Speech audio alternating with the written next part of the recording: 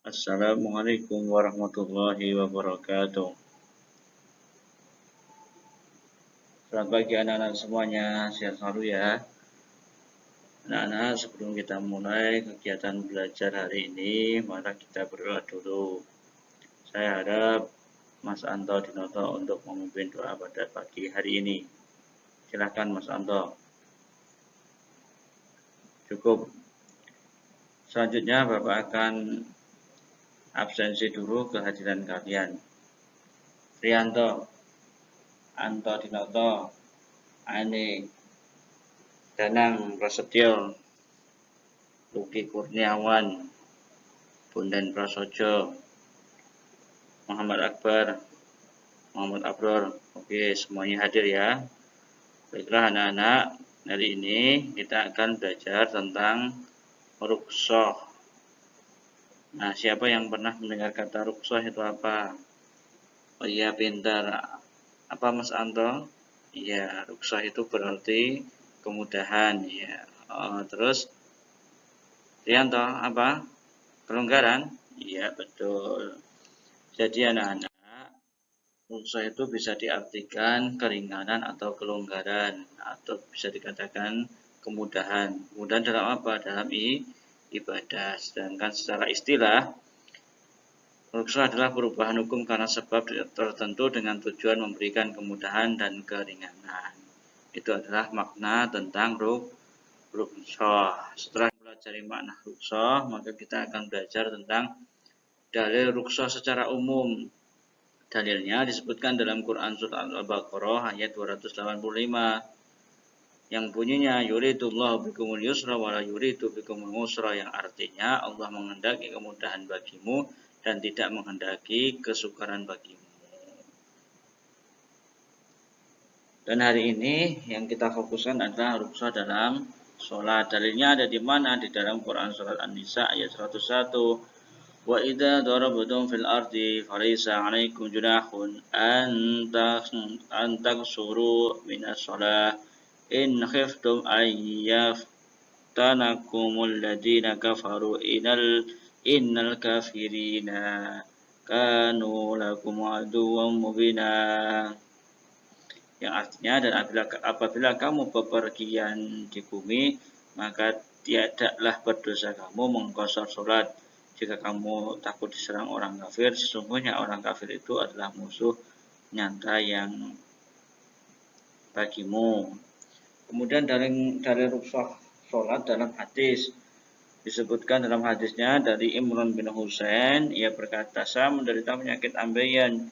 Lalu saya bertanya pada Rasulullah SAW, bagaimana caranya sholat? Beliau bersabda, sholatlah dengan berdiri, jika tidak mampu maka dengan duduk, dan kalau tidak mampu maka berbaringlah.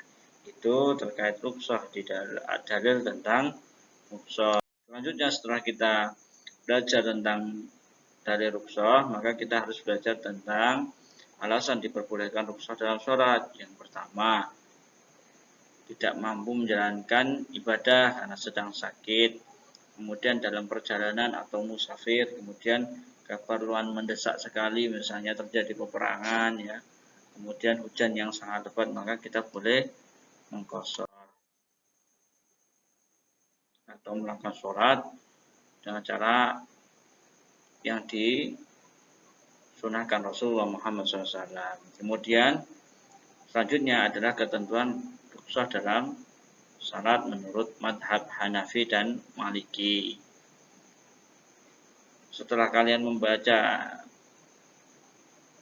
pandangan pendapat ruqsah menurut madhab Hanafi dan Maliki, maka kalian juga bisa mencari pandangan ruqsah dalam madhab Syafi'i maupun Hambali.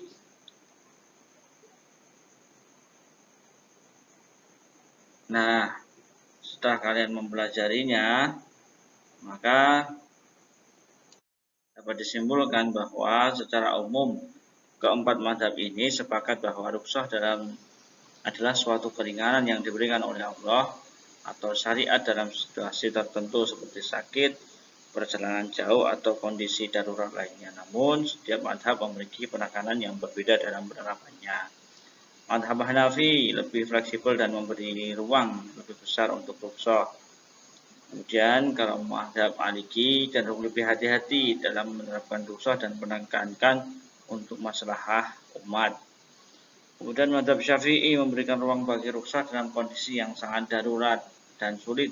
Sedangkan mazhab Hambali lebih berhati-hati dan memberikan rukhsah berdasarkan kebutuhan yang mendesak. Baiklah anak-anak, untuk pelajaran hari ini saya cukupkan dulu. Untuk selanjutnya saya nanti akan membentuk kelompok. Saya berharap nanti kelompok masing-masing yang sudah saya bentuk nanti silahkan untuk mencari sumber yang lain selain yang Bapak sampaikan di video ini terkait dengan rukhsah dalam sholat menurut beberapa mazhab. Demikian maka kita akhiri kegiatan pada pagi hari ini dengan membaca hamdalah bersama-sama. Alhamdulillahirabbil alamin. Saya akhiri. Assalamualaikum warahmatullahi wabarakatuh.